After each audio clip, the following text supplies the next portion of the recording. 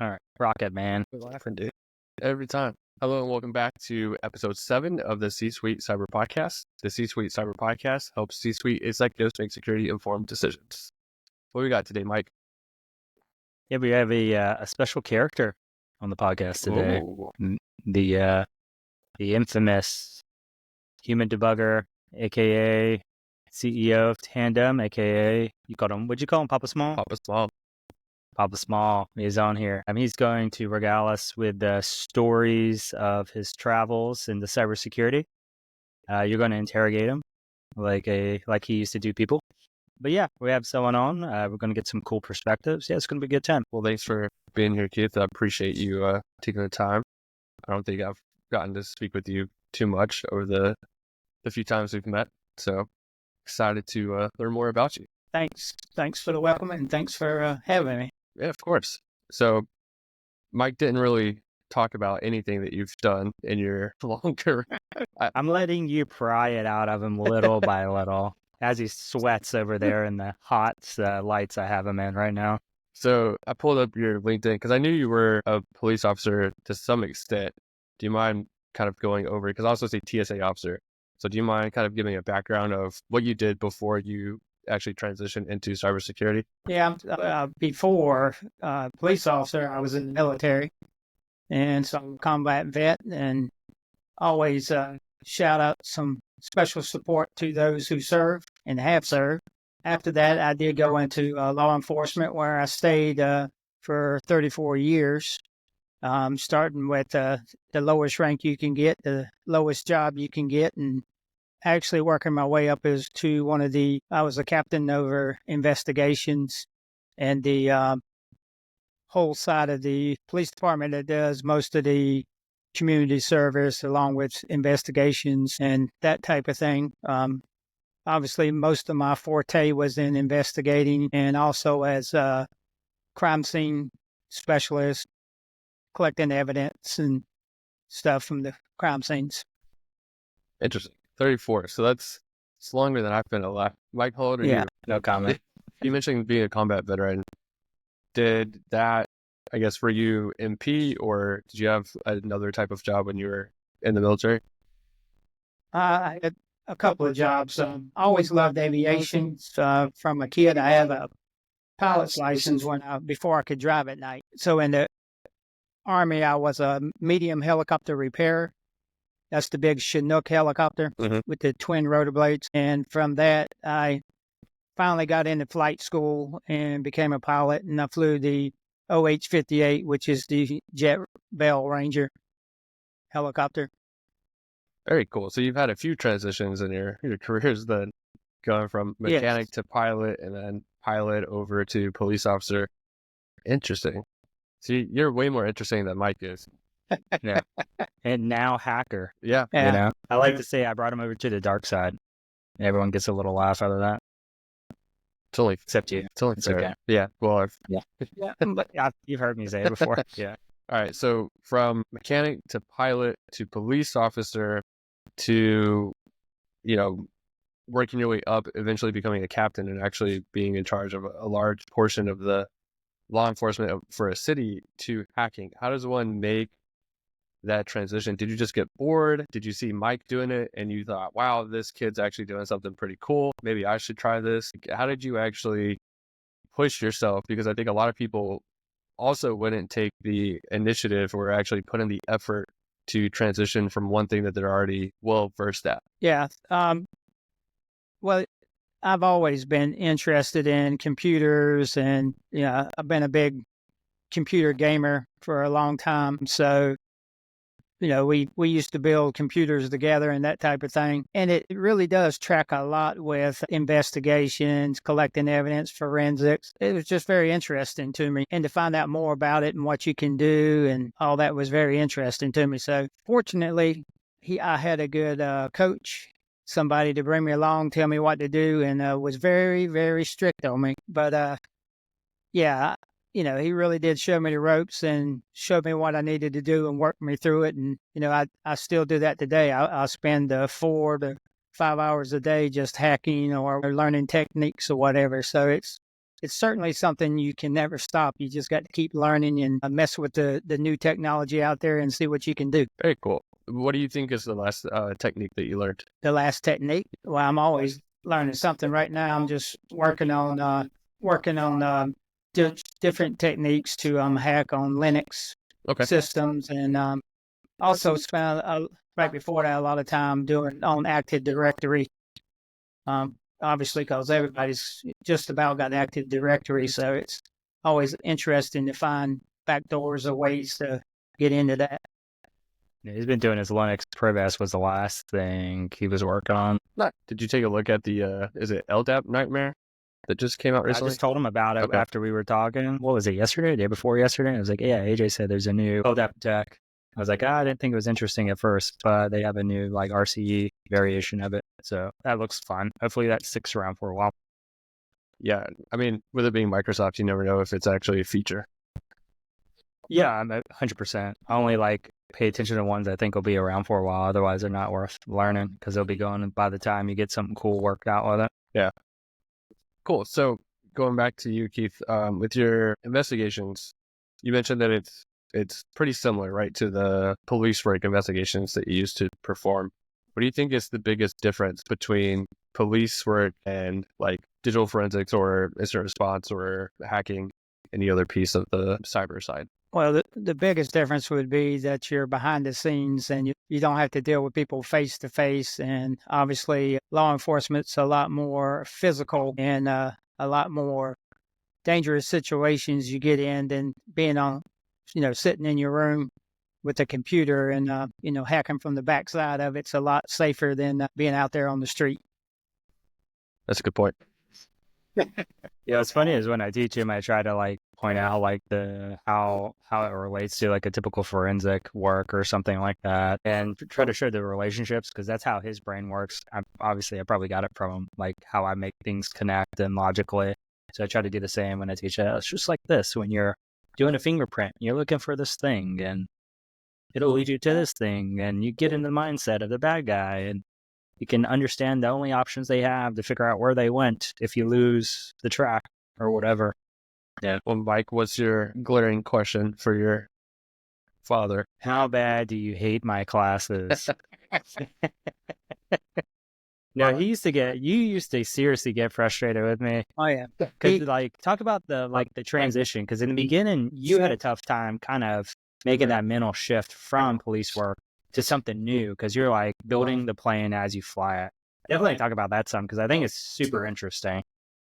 Yeah, I guess one of the things that I never realized myself was how long it was going to take me to put everything together in some way where it made sense. You know what I mean? There was so many months that you're just working on one aspect or one little piece of, doing the cybersecurity or whatever you're learning. It's just one piece of the puzzle. So it really takes you a long time to be able to put it in any context so you can understand it or kind of know what should be there or what it should look like or where to go. So, I mean, it's like being dropped in a foreign land with no map and no compass, and you're just looking at trees all around you, but you don't know which way to go. So, that's what took the longest to do, is kind of work through that and start building the foundation of not enough working knowledge to start doing something instead of just learning one little aspect and you don't really know how it fits into all the larger picture. Mm-hmm.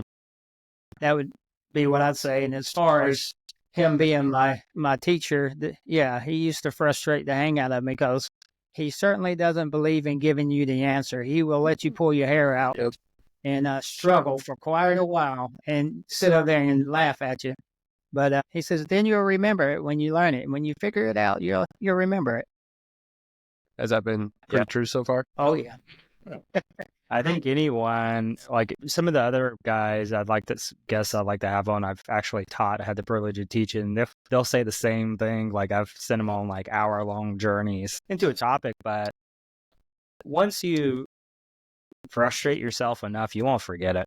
I mean, that's just my approach. You put in the hours, you dig in, and you won't forget. You're like, okay, I understand a lot more than just the answer. I understand why it's the answer, all these other nuanced pieces to that thing that make it so. I think a lot of training programs out there do people an injustice by just feeding them everything and only the exact thing they need to know to do this thing. But it makes them less creative, less able to adapt because they don't fully understand the picture or all the nuances. Where once you learn that, you can start adapting. Like you got to a point, and I guess it was, and you can correct me if I'm wrong, once you got enough of that foundation, you kind of got to a point where you stopped asking me, because he used to ask me questions all the time. And then one day it just stops. And he just can find the answers by himself and doesn't have to have any guidance. And that's where we get to when you're in cybersecurity. You get to that point. I can figure it out. I just need time and Google. And that's it. And that's where you want to see people. That's the good people, not the people that are constantly help. Because you can't do anything if you're answering questions all day.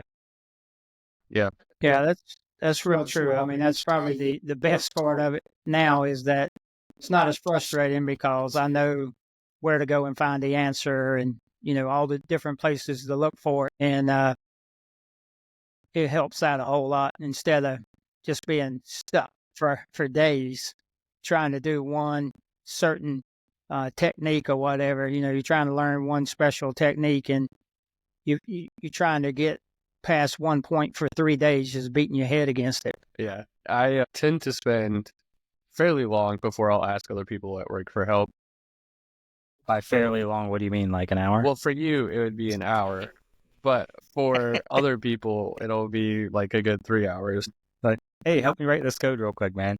Yeah. Well, one, you know how to do it. And two, I didn't want to learn. So I'm sitting there like, you need to fix this. All right, now let's work on the thing you actually want to do. But yeah, that was another thing. Like, because of our experiences, right? I would write code in a different way. And so when you look at it, it's not optimized, because you know that, like, oh, you don't need these 3 lines. You could just do this in one kind of thing. And I'm not familiar enough with it. So I don't know that until you show me. But certain things, like before I ask David, I'll spend 3 hours before I'll bug him, because I know he's busy doing other stuff. You, I mean, I was giving you something to do, so. Like, yeah, that's like the things I get excited about now are when I do certain techniques, and I'll be telling him about it when we talk on videos, chat, or either on the phone.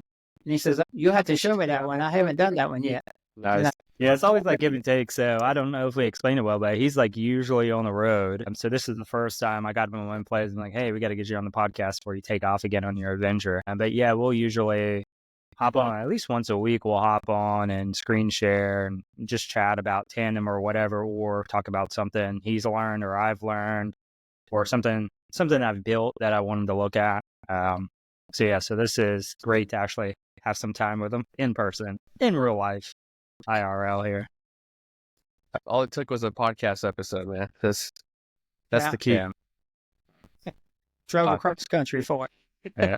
Hope he's paying you well. $0. Yeah, when you first started in cybersecurity, did you start in the defensive realm or did you start in offensive? In defensive, okay. Really, as analysts, just basically looking at companies, at their traffic on the network and that type of thing. And it was, I don't know, probably a year and a half before I started moving towards the offensive side of the house more. How long before I let you hack by yourself for the first time? It's probably 2 years, I would say, at least. Yeah. Well, I mean, we've talked about it before, like, it's very tough to have a junior person and let them free. And then when you talk about offensive security, there's a lot that can go wrong. And like he did a lot of our external stuff for quite some time, external, and then our reconnaissance during our pen tests. And I would handle the internal stuff for the most part, or external if you got a foothold. Because he got pretty good at finding information and guessing passwords and getting in through people's email. Nice. And then I would try to figure out how to pivot into the inside after that point. But yeah, it took him a while, but he got there. Now he's like I mean, tell us about the first time. I mean, obviously, don't say the company, but tell us what the first time you actually got into someone's email. How did that feel? After all that hard work, how did that feel the first time? Great. I mean, it's a great motivator. But the best thing about it was that not only did I get into it, I guessed the right password for the user on the first guess. Oh, wow. So it really kind of blew the client's mind, because when he looked at it, he says, like, there weren't any wrong guesses to lock you out or anything, because he was looking back at the logs, and he says, there wasn't any. I said, yeah, because I guessed it on the first try. Well, it was so funny that I remember it clearly, because we were doing some stuff and you were doing reconnaissance, and I was like, all right, it's probably time to start guessing. You got plenty of usernames you can work with. And I was like, all right, I'm going to go do some other stuff while you work on that. And it wasn't but like 5 or 10 minutes later, he's like, I'm in. I was like, no shit. Are you freaking kidding me? I thought I was going to go just screw around for a few hours while he was just like, that's the password. Then we were up till like 1 or 2 in the morning. Like, he was like, all right, we're in the email. What can we do? Nice. Was it, Yeah. I guess, because of some of the information that you had dug up during your reconnaissance, or was it like a variation of their name and company? It was one of those ones you shouldn't never use, but everybody still does use it. So it was the old take the season and the year and put them together, and boom, there it is. That's awesome. Yeah. That's just why MFA is important, kids. Yeah. Especially if you're an executive, stop complaining about it and just do it. That'll ruffle some feathers. Well, spitting the truth here on C-Suite Cyber. Mike, have you learned anything? Let me backtrack because that would sound awful. Have you learned any cyber skills? No, Like say it the way you were going to say it the first time. Have you learned any cyber skills, or like something that translated into cyber before you taught your dad about cybersecurity? Like, was there anything growing up that like you saw during his police work, or just from him as an individual, that translated into cyber? I wouldn't say directly from the stuff. It was more like the mindset. Like, I mean, this fool would have me out like working in the yard for all damn day long. I remember one time he had me like, they did a bricked in front porch, and he pulled a dump truck full of dirt, backed it up to it, and he's like, all right, shovel this into this hole. All day long, I'm just shoveling one after another. So where I'm going with that, it taught me how to be persistent, to just keep working, even with just blisters all across your hands. Just keep going. Work through the pain. That's in testing. That's cybersecurity. You work through the pain. Yeah. What was the dirt Time. for besides the, like, it just went under the Just porch? fill it in, and they could do the cement on top, so they didn't have to pour cement all the way through. Yeah. Dart's cheaper than cement. Yeah. No, like you said, though, we grew up, it was back in like DOS days. We were playing the original Doom.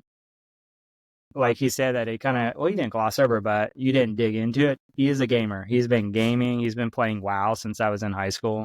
So does. We played the other night. Yeah. But he got me into playing video games. We played the original Doom. We played Myst way back in the day. We've been playing video games a long time before AOL was a thing. And so I've been upgrading computers, adding RAM, changing hard drives. Yeah. Like back then you had to go, like you were in the terminal and you had to start a game that way. You didn't have like all the GUI stuff. Yeah. Back with the floppy disk for younger folks. Yeah, where you had like 6 for one game. Yep. Yeah, exactly. Those days. You got it. Yeah. That was the beginning of my gaming. Yeah. AJ's like CD plus. I told you, like below floppy. Yeah, well, like, what was it? 8 tracks and all that other stuff. This young man here.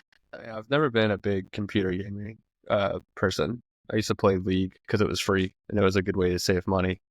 But Play what? League of Legends. Oh, that's like recent history, man.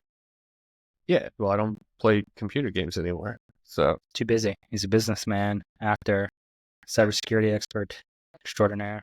And so we don't get enough downtown to play them too much. Yeah. But it is a good way to unwind anyway, sometimes. Oh, you know what we haven't done yet? We haven't done the ad. introduced ourselves. Well, we'll do that in a little bit. I'll throw it in the middle, but we haven't introduced ourselves, so we'll do that in the middle. Go ahead, AJ. Introduce yourself. Tell us about you. Who are you? Where'd you come from? Where did I go? Where did I come from? Yeah. Yeah, that one.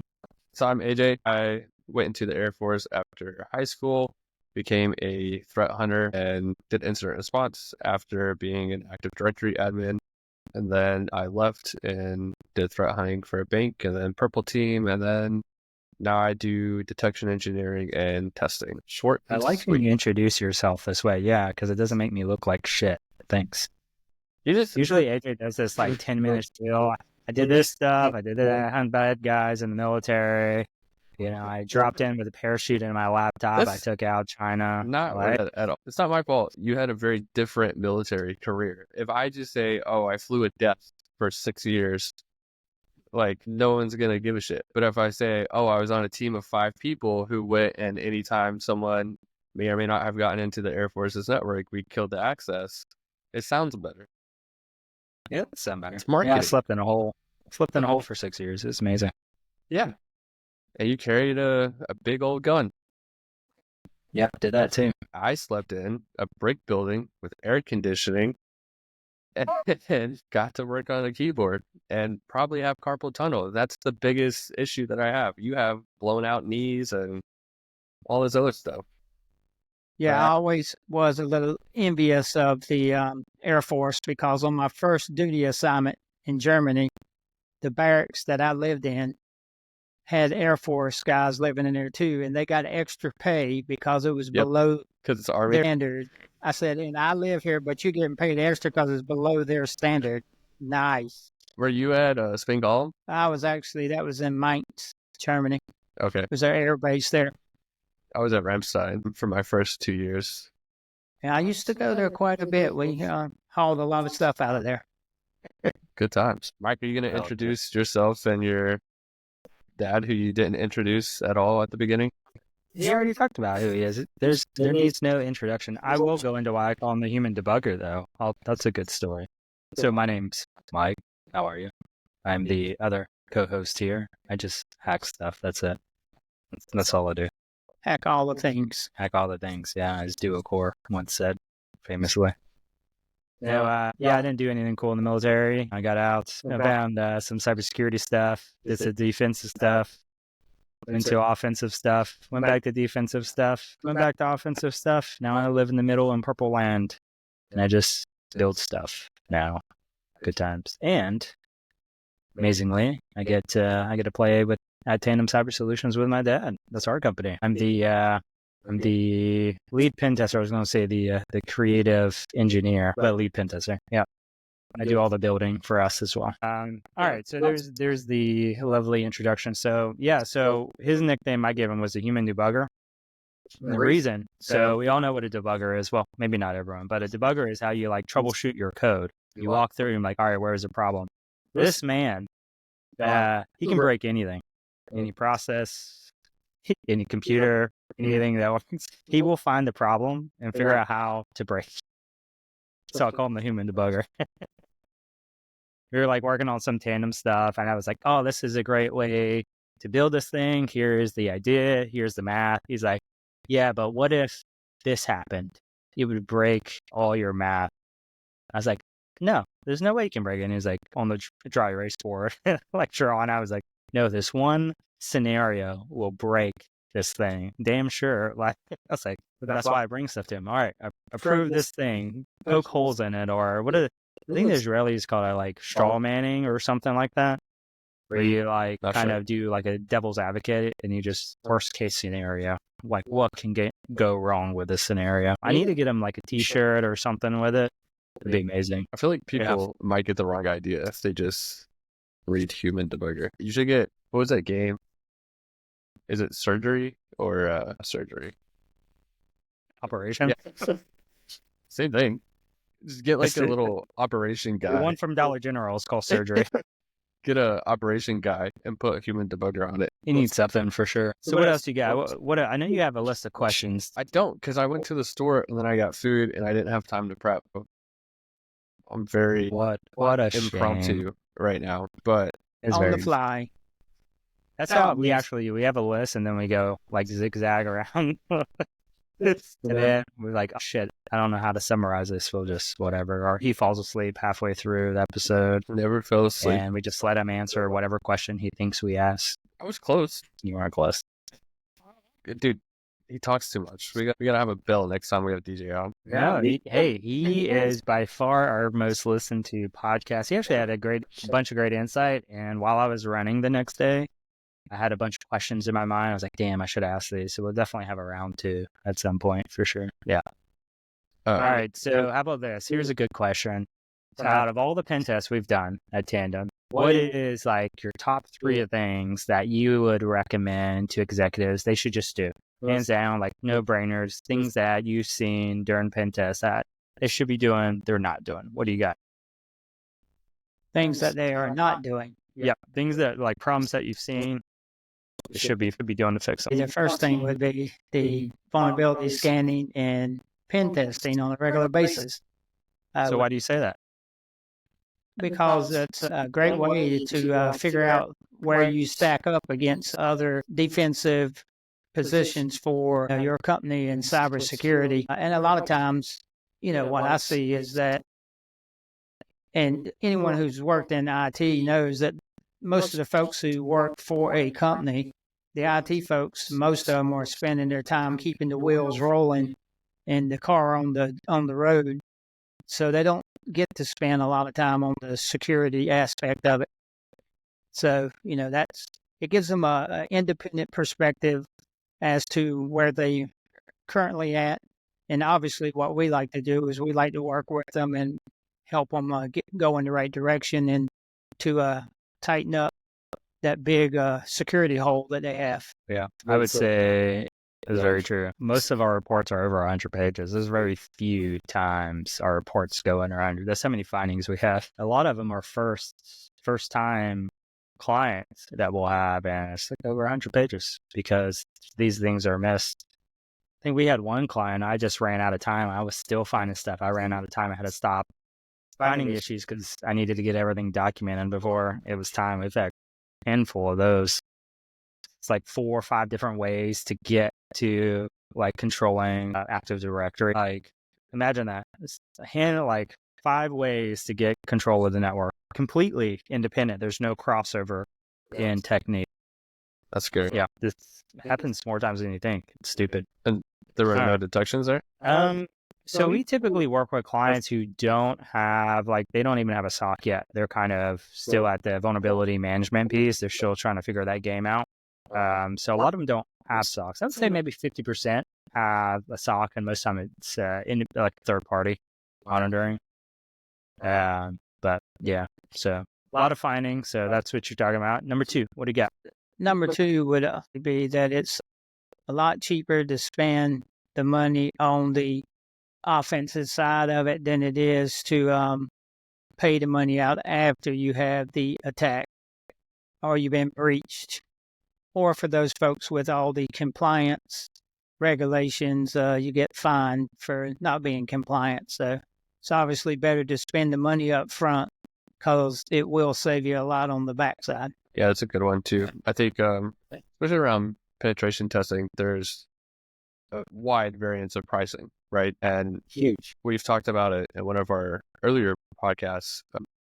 Just reach out if you want to get a quote.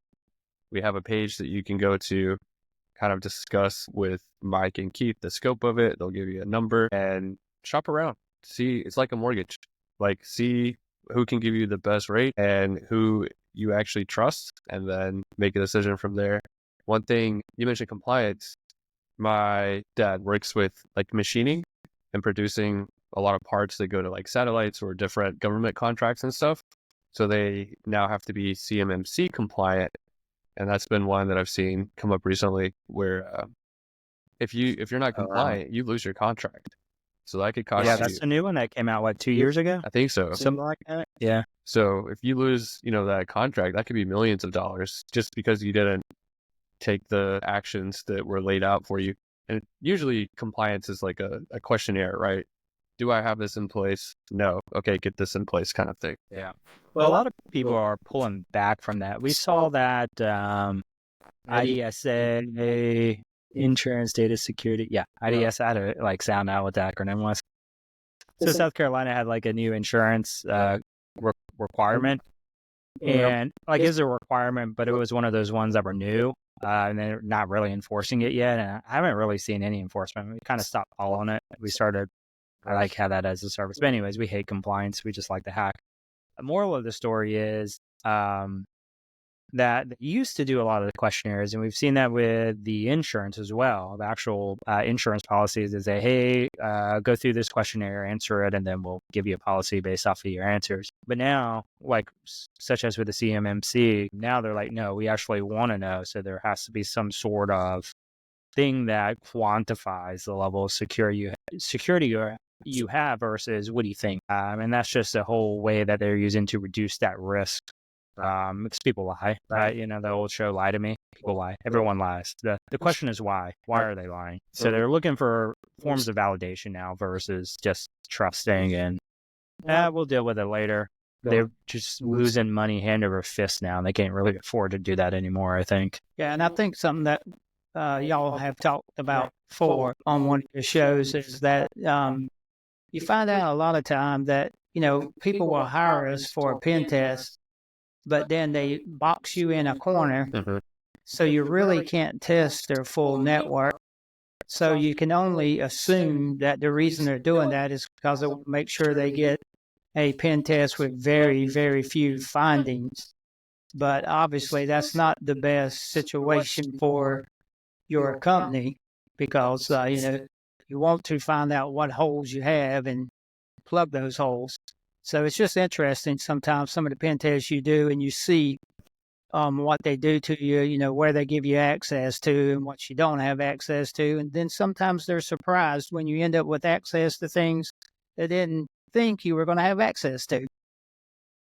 Like you said before, it's all about validation. It's a team, and that's how we try to kind of, even when we just find all kind of findings, it's a relationship you're trying to build. And it's a team. It is legitimately a team effort because we're not specialists in everything. We can break stuff. Like, he's really good at breaking stuff, obviously, based on his nickname. And we may not be the best person to fix because we don't have a 360-degree view of all the moving parts of the network. We've only seen what we've come across. And it takes collaboration between all the people invested in the positive outcome here to come up with the best solution. Because we could say, like, for instance, I always go back to the hospital example. You do a pen test on a hospital, you get into the heart monitor or whatever, some kind of biometric sensor reader thing. They're using it in surgery, and that's a finding. You're like, hey, just it's an out-of-date software, just update it. That is a horrible suggestion in that circumstance because all their devices, medical devices, go through a form of compliance and review, and they have to be, you know, they have to go through that in order to be approved for use. Once you update it, it invalidates that whole audit process. And it has to go through it again, and they have to pay tons of money. It's not simple in a hospital environment to just update everything. So that's where the collaboration comes in. What's the best way? Can we isolate this network? Is that a reasonable suggestion? Can we put a security device in front of this? You know, what are our options here? And it's worth discussion. That's why I say it's a team event, because you come into circumstances like that, like we've done law offices and utility companies, and it's always a conversation. It's not just, hey, the recommendation is to update software, or the recommendation is to block all incoming traffic or whatever. And it sometimes takes creativity. And that's, again, why it's a team effort. You do not want me to build a network. You know, I hate subnetting. I hate setting up routers and stuff. You don't want him to do that either. But you may want him to poke holes. Hey, if I set it up in this way, what would you do to abuse it? Or you, right? You're good at breaking the shit out of stuff too. And you're really good at finding passwords on the network. Yeah. You know, it's like, what would you do to abuse this thing, AJ? Like, oh, okay, I do this. All right, well, let's get the network guy in. Let's get the domain admin here. Let's get whoever. Let's get the executive here too, because they have to sign off on all the risk in the environment. Let's have a conversation. Because no one has infinite money, right? So you have to find that balance of risk versus monetary expense. Yeah. I think that's a great thing about Tandem as well as like the hacker powered mindset, or not mindset. What's it called? Sure, you probably know this. The HPSP, my man, hacker powered security program. That's what it is. Yeah, it's just our security consulting. It's instead of having us come in there pen testing again, it's, hey, this is what we plan to do. What would you do to break this? If you were pen testing, what would you go after? If you were a bad guy, what would you do?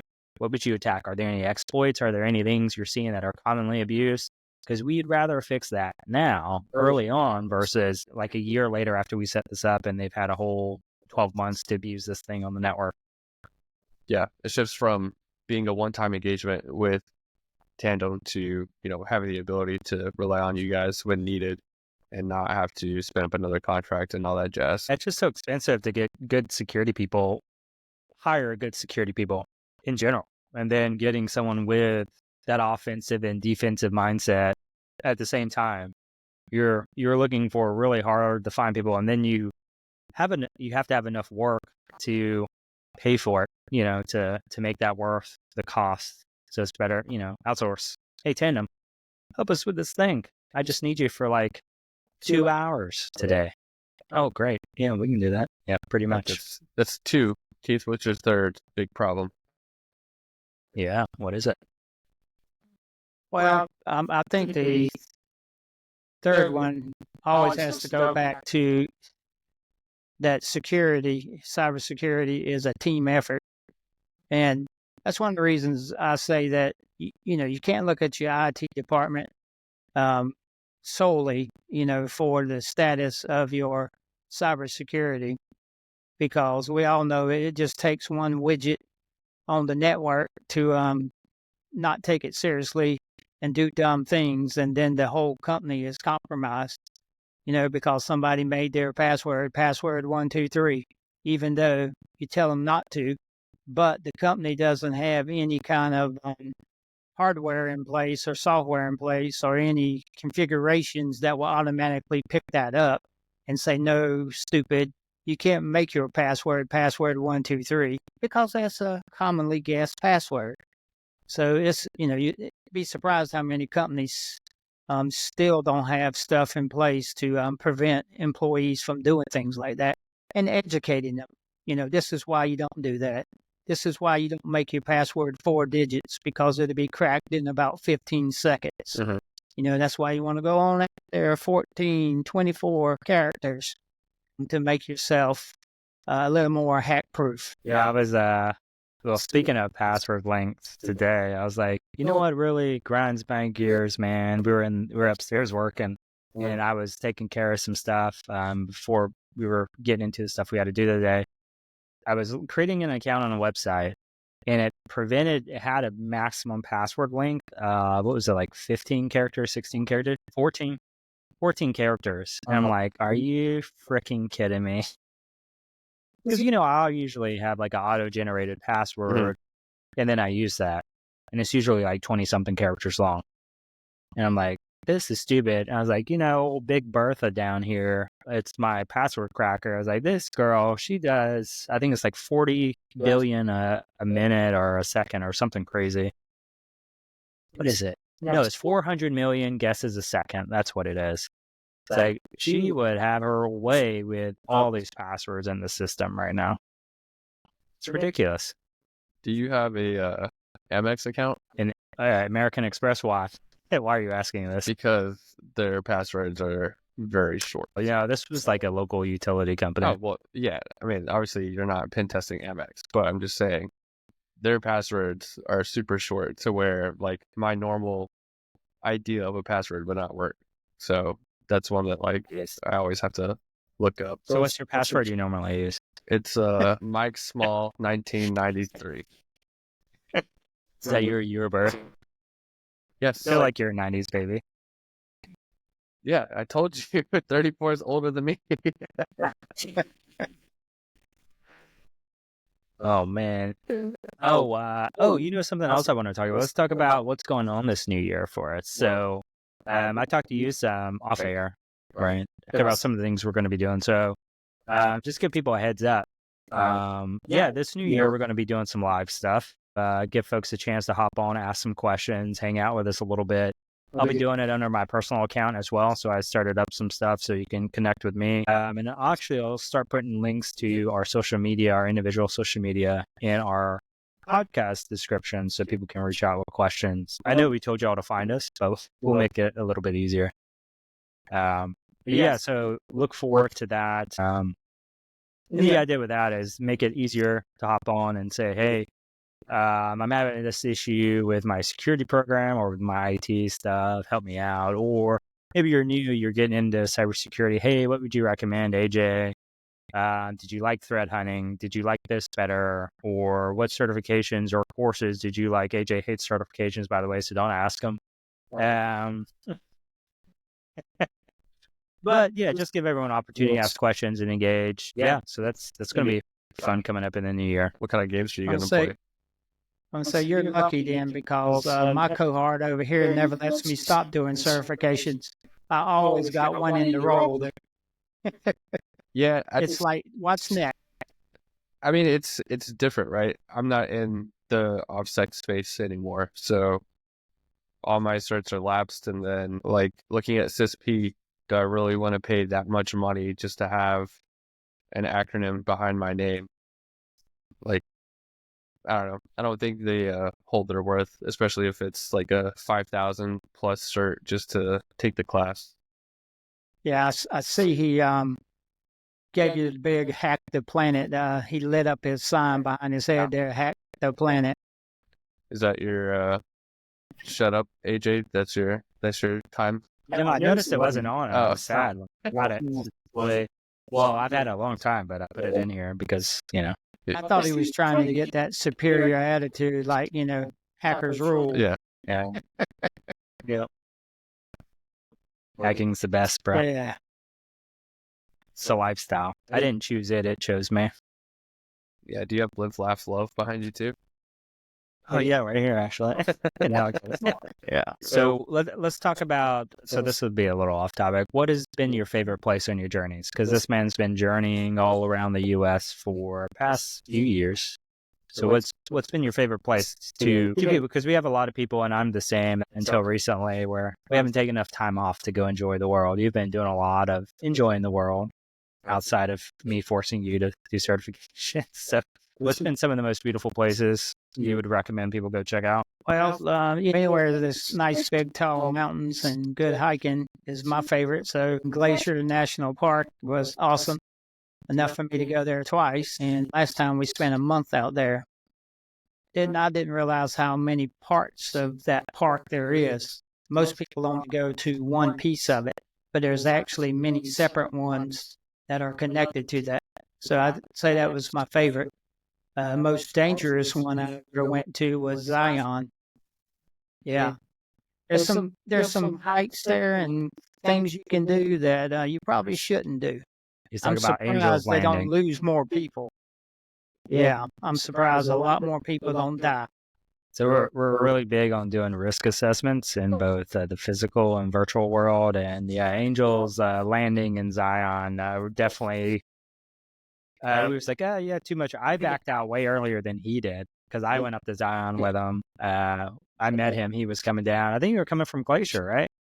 Down to Zion? Yeah. And I met him out there and we did the hike. And I was like, I looked at it. I was like, no, I'm good. Once we got, he was like, oh, I'm going to give it a go. He got about halfway. People were like pushing because so Angel's Landing, there's like this really narrow, pretty much like ledge. And there's intermittent chains to hang on to. And they're not everywhere. And it's like a sheer drop off while you're walking down this ledge. And people are just forceful as you're going up, just trying to get onto the landing itself so they could get this view. And it's just absolutely If you can visualize any movie that you've ever seen where you got all the zombies climbing on each other, trying to get to the top of the wall, well, that's what it is. I mean, people are climbing on top of people And some of them who are expert climbers, they'll just scale the sheer wall and pop up in front of you and, barefooted, just climb. I'm like, oh my God, some of these people are crazy. But yeah, that's the environment that you have to, obviously it's no rules. I think they changed it now, though. I think they went to like a lottery system or where you have to get a pass to do it now. So it's not as. Yeah, they only have so many people per hour that can actually do it now. Before there was, like I said, anybody who showed up, you can climb right across the top of the fella in front of you and keep right on going. That's wild. Yeah. I didn't learn my lesson and I had to go hike a mountain this year. Yeah. Go climb a mountain. That one was worse, but I won't do that one again either. I tell them hanging on the side of the mountain, it's not the best thing to do. I understand it's full of fun and excitement, but it's full of risk too. Yep. Yeah, I've picked up more dangerous hobbies as of late, the past few years, and I did a mountaineering trip this summer. I went up and did some big wall trad climbing, or just like what you see on TV, where people are just harnessed in, they're climbing up multi-pitched, like multi-rope lengths worth of wall, and did a glacier travel. Actually chickened out of the glacier travel. I was like, it's too risky. I'll skip this one. Just because you're just tied to everyone. And so if someone were to fall, it's up to everyone to catch that person that fell, or everyone else goes off the mountain. So it's like, I'm good. Mostly because I couldn't get the technique down where I felt comfortable, where you step down and you're supposed to catch yourself, because you're just walking in these spikes that are supposed to bite into the ice and snow. But they teach you a special technique to where you're supposed to step. When you're coming down, that's where I had the issues. I could walk up pretty decent. When you come down, you're supposed to step and then basically stomp and drop real quick so that your heels bite into the snow. And every time I did it, I kept sliding more than I was supposed to. I was like, I just imagine coming down from the peak and I just keep going. So yeah, I'm good. I'll watch you folks do it. Yeah, so getting out away from the computer can be dangerous for those who are thinking about it, but I do it anyways. Yeah, I went to Italy, so I just had good food and a lot of wine and limoncello, and you guys are over here risking your lives going down mountains and stuff. Yeah, you had some gorgeous views, though. You sent me some pictures from your time in Italy. Yeah, Croatia in April, too. Oh, you went to Croatia, too? I don't remember that one. I'm going in April. Nice. Yep. I've seen some pictures, because all that in that area, it's just amazing views. Because that one has like all the water views and stuff too, right? Yeah, so there's Plitvice Lakes is like a big park there. You can't swim in it, so the water is really clear. It has a ton of waterfalls. There's like a ton of waterfalls in Croatia, apparently. So it should be good. So was this your idea or your gal's idea? Mine. I didn't know you were such a romantic. I like to chase waterfalls and see places that, hopefully it'll be a good time before everyone catches on that Croatia exists. Some stuff pop up on Pinterest. See, you got to go before, man. It's like when your barber starts telling you about Bitcoin, it's time to sell. Did your barber tell you about Bitcoin? Is this personal? No, I don't have Bitcoin. I walked in somewhere today and I saw a Bitcoin ATM. And I was like, no, it was yesterday in the gas station. I actually saw a Bitcoin ATM. I was like, oh, this is really a thing. I thought it was just like in big cities or something. Those aren't new, dude. Well, I know they're not new, but I didn't think where we were at was big enough to have anyone out even thought about Bitcoin. Like, it was a small town. I was like, who here has Bitcoin? Well, a lot of those are like, you could put an ATM up. Like, you just have to have the antenna and, the fees to set it up initially. So, side hustle for you. Add that to your plate. I wonder if you can jackpot those like all the other ATMs. That'd be pretty neat. Like, obviously not spit money out, because yeah, I would imagine there wouldn't be any hard currency in there, but maybe they do. Like, you can exchange Bitcoin. I don't actually know how they work. Do you know how they work? I'm pretty sure you can say, cash. Give me cash for Bitcoin? Is that how that works? I think it just gives you the option to use Bitcoin, but you can still transact with your bank and pull out cash. I probably sound so ignorant, but I know nothing about cryptocurrencies. I've had an ant miner for like 5 months. Got some Doge. That's about all I know. You don't know about job security either, if you remember. Oh man, we should have like displayed that on here. So we had our first troll comment, and we're so excited about. Yeah, and that was my LOL. I thought it was hilarious. This guy was like, it was for one of our shorts we did, and I was talking about job security, but I couldn't remember what the word was because we usually do it after my brain's been fried and I've been working for like 10 to 12 hours. It's like, what's that thing, where you, something about jobs? It's like, oh, job security. And the guy was like, obviously, what he's, It's find like it. He said, like, stay go back here to, or something. yeah, shout out to you, Super Troll. I gotta find it now on my phone. When I was in the Air Force, we had a book of stupid things that people did or asked for from like chat. So like the chat that we used to run missions and stuff, right? And there was this one time this guy asked me for a DHCP server, and I was like, "You need the IP address, like, so you can pull an IP or what? Like pull DHCP?" And he's like, "No, I want you to send me a server." And I was like, "Dude, that's not how this works. Like, you don't just get your own personal server." Never had anyone else ask me for a physical server. That was the one and only time. All right, here we go. Here we go. All right. I'll shout you out, Mr. Tim Ruth. He said, well, then just remain in this space. You did not even know the term job security, did you? Amazing. Amazing troll. Should we look him up on, I guess that's kind of a basic name. I think it's basic. We could use our skills to track this guy down and be amazing. No, I won't do that. Yeah, I've been wondering. I was like, we should do some fun exercises, like, because we were really going in on that one phishing, I think that was going on with no, it wasn't phishing. It was the WordPress issues where they were trying to get you to do an update with PowerShell. Oh, the ether hiding? Yeah. But I bet there's some more fun ones we could find. We could hop on and talk about one day. Like just scroll through our spam and just like, oh, let's play with this guy. See what's going on with it. We could talk about the Treasury real quick. Yeah, go for it. I haven't read anything. Yeah, tell us what's going on with the Treasury. Oh, well, I wasn't prepared to, provide hard evidence. I mean, I just saw the news headlines. That's basically it. Yeah, so where supposedly they were hacked by China. from my understanding, Allegedly. Well, from my understanding, it was Beyond Trust, and it was a specific product within Beyond Trust. So it says hackers gain access to its systems using a stolen key the vendor used to secure a cloud-based service the Treasury uses for technical support. CNN reports, and the very interesting thing, if I can find it, so the next quote says the threat actors were able to override the service's security, remotely access certain Treasury user workstations and access unclassified documents maintained by those users.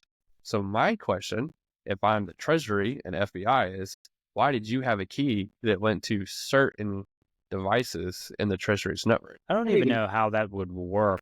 I'm just like trying to think through the architecture and visualize it. Like, how would you have keys to go to certain systems? The product is a remote access product with Beyond Trust. It's not the like proxy or user management kind of thing. So it was remote access. Oh, I didn't know they had something different. Yeah. Okay, so they have a remote access tool, and basically it's talking to a Treasury cloud server probably, and they have unique keys, and they were able to access the cloud thing and then say, all right, I want to access this one device that's connecting to it. Is that about right? Yeah, it says they access several workstations, but they don't have a number. So it sounds that's fun. Sounds interesting. One just highlights the need to watch your vendors. Again, unfortunately, vendors are people. People get hacked. But why there would be a key to a specific number of systems and not the entire enterprise or something seemed fishy. Kind of almost sounds like do you remember back with the baby monitors? They had specific keys, and you could essentially look at the hardware all have hard-coded keys, Mm. and with that, the keys were essentially all the same too, and they all connected somewhere in the cloud. And with that key, you could basically just go through every one of their devices, and the same technique applied to several baby monitors as well. So you have all these random people talking to your babies at night while you're sleeping. It sounds similar to that. Like somehow they're able to access it with something, and then once they get into the cloud server itself, they're able to kind of, I know this unique ID of AJ's computer, now I can access it and do whatever. And it's probably got local admin, I bet. Yeah, probably being remote access. Yeah. Well, I mean, that's two big important things that happen a whole lot in cybersecurity. That any vendor, hardware, software that has backdoors for remote accesses, and so many people leave them open. And, they can't use the most secure configurations to lock them down, even when they don't need the remote access. That's something you see a whole lot. I don't know how many times I've been in a place, whether it's an offensive or defensive security, and they just essentially have all the default configurations in place. I mean, you've probably seen it with security tools too, where like, oh, I just paid $5 million for this tool and I turned it on. I'm good, right? And of course, it's just got crappy logic in there. It's not hardly doing anything. Same with a lot of the default configurations. I think it was maybe like 5 years ago, they started doing random passwords finally versus default. Like printers still use the default password. So I'm always, every time I do a pen test, I just try to get into printers with the default password. But it's pretty freaking wild. Trying to find China's response, because there was one that was a little bit more in depth than this one. I think what I saw, China just denied it. So they did the shaggy approach? Yeah, so it wasn't me. The foreign ministry saying Beijing has always opposed all forms of hacker attacks, and we are even more opposed to the spread of false information against China for political purposes. But there was another one that I read that had a little bit more of the response quoted that said basically something to the effect, and I'm paraphrasing, that like they abhor any hacking and they do not hack the United States at all. But then you see like Volt Typhoon and all the other Typhoon groups who are supposedly connected to China, and there's sanctions being leveraged against those people. AJ knows all the cool names. I always forget. I just know the panda is China designer. Panda. Yeah. Bears are Russia, pandas, China. Yeah. Well, it does say here, I'm looking at a website, federalnewsnetwork.com.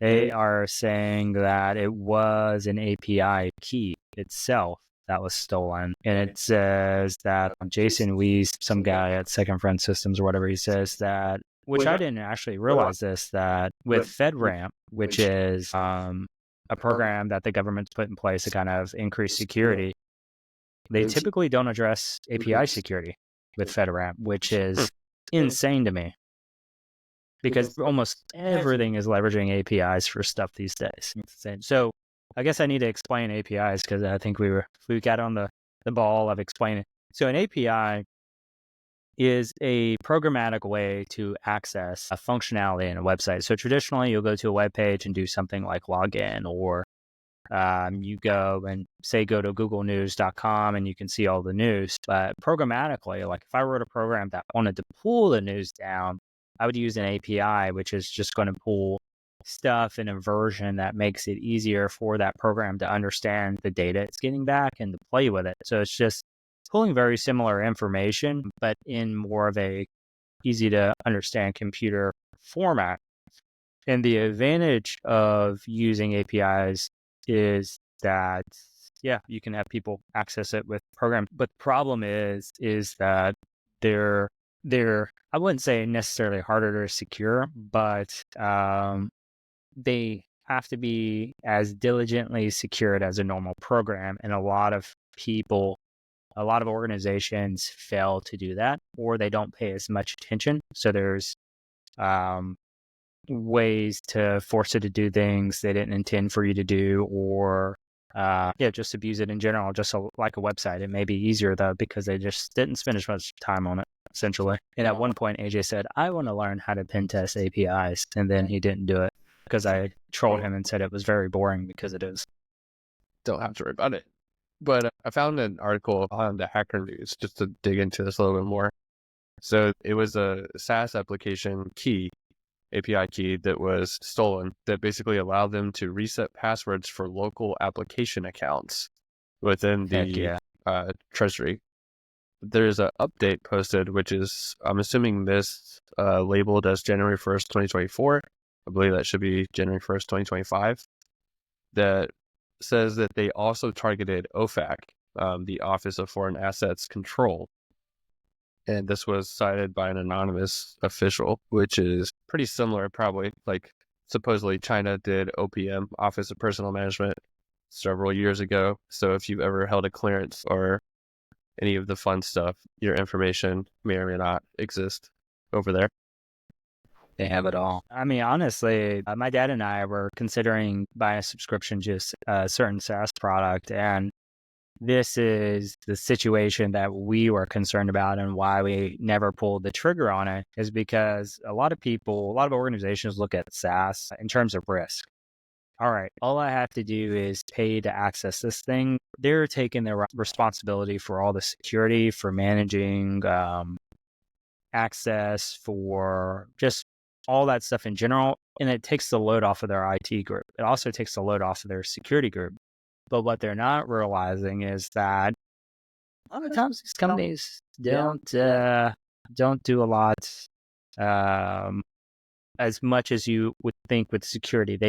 We found that they throw a lot of these buzzwords. Hey, we do all these pen tests, we do all these things. And in reality, like we've done somewhere where we've analyzed some and we've looked, and they're using really junior people to do these pen tests, and they're really light pen tests.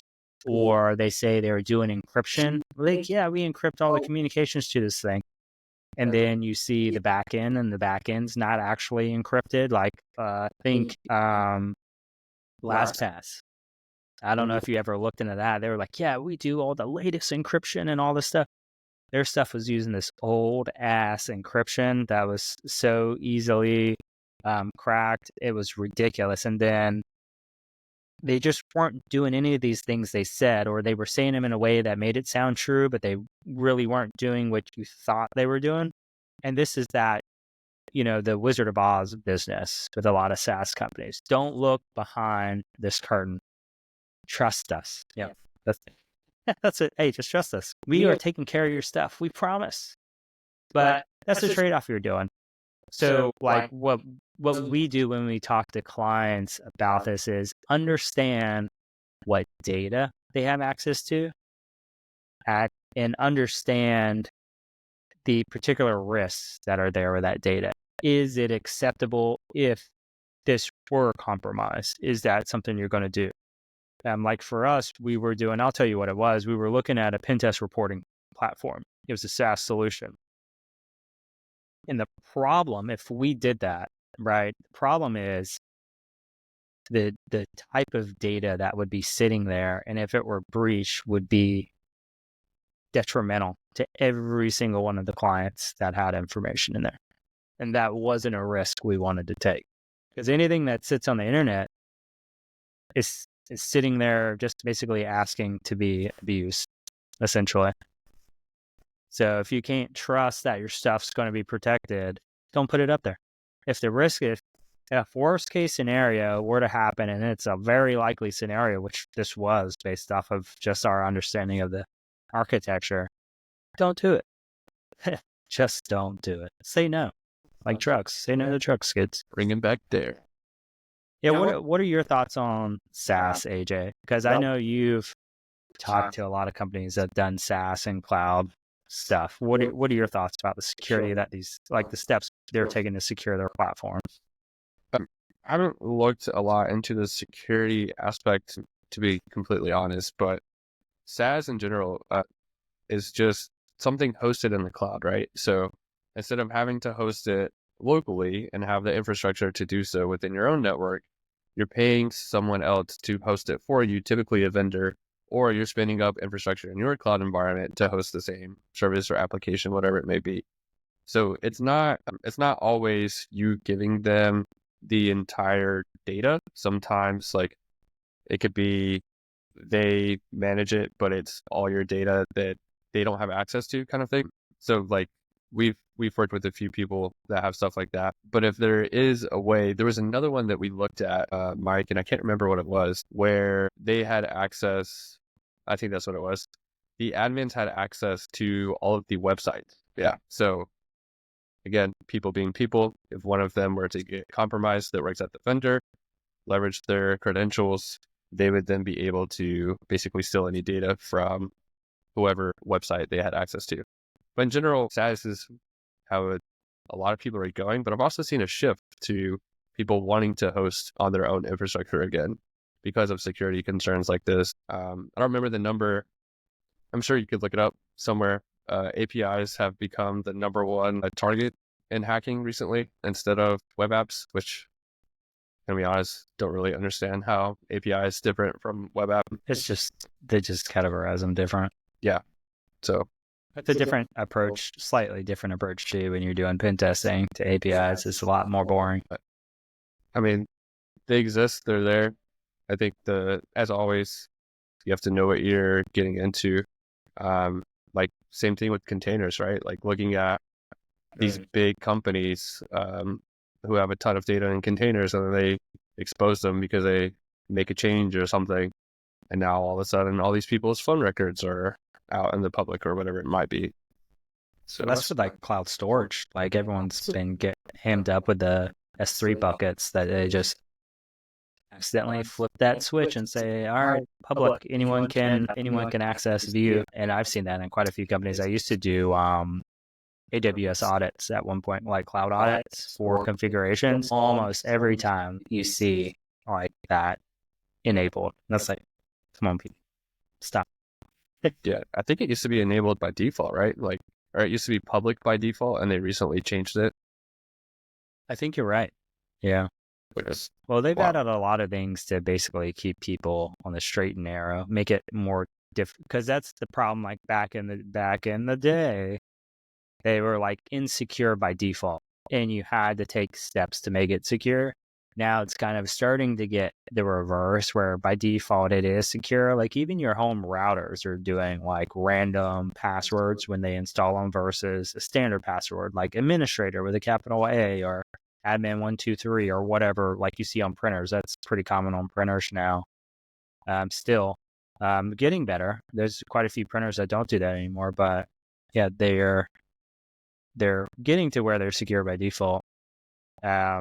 To go back to something you said that I really want to highlight, that is one of the biggest concerns to me about SaaS products is the ability for your maintenance teams to log into anyone's SaaS infrastructure if they subscribe to whatever it is that they're purchasing, and for them to see like complete control, the ability to view and do whatever they want in that particular instance. For like if AJ's company, AJ.com, they've purchased the SaaS solution, maintenance will sometimes have a back door into all of them so they can fix shit if it breaks. But the problem, like exactly what you said, was what if that maintenance guy, his account gets hacked?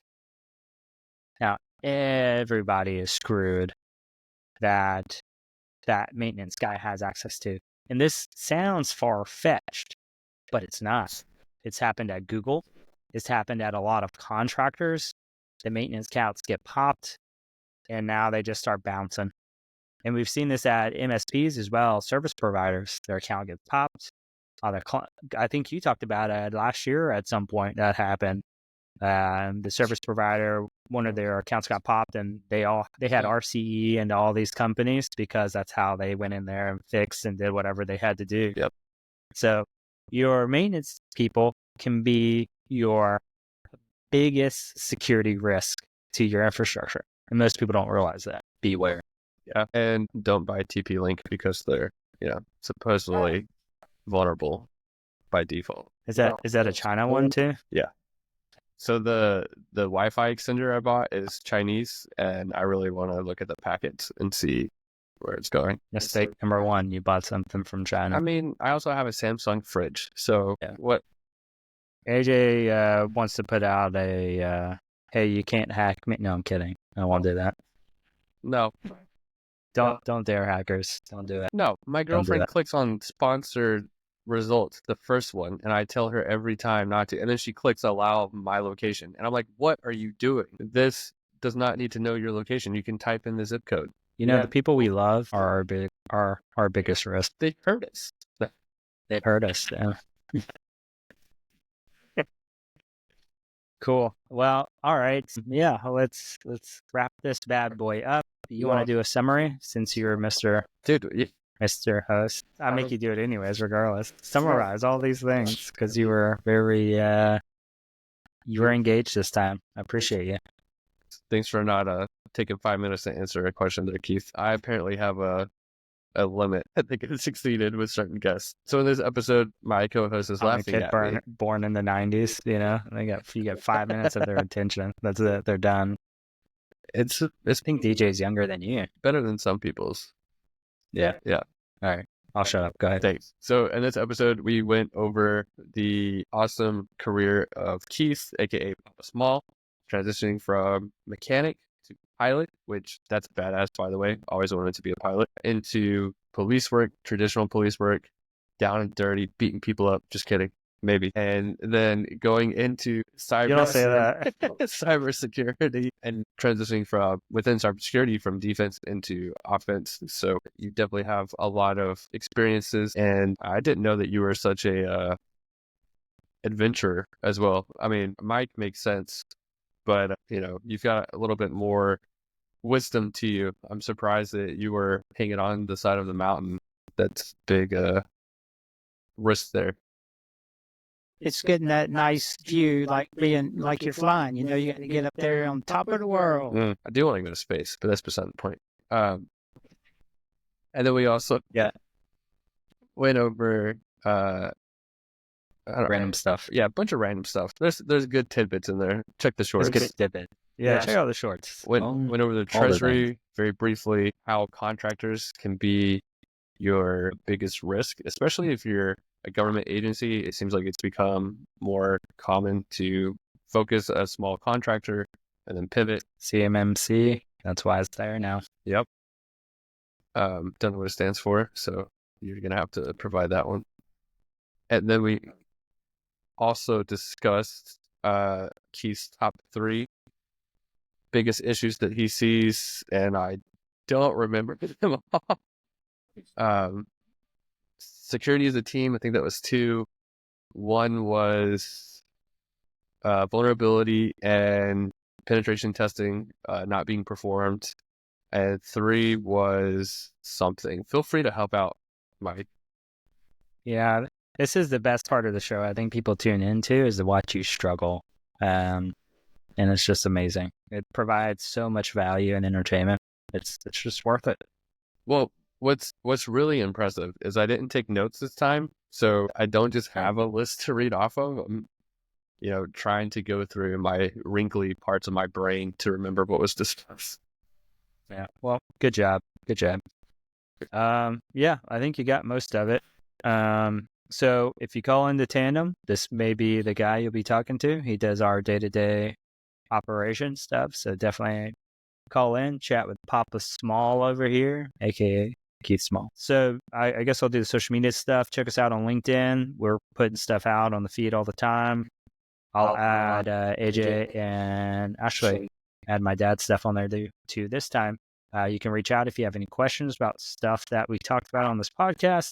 We also drop shorts on YouTube and our podcasts on YouTube. And yeah, keep an eye out for those live events we'll be doing, our live streams, and we'll check you out then. Until next time, everyone. See ya.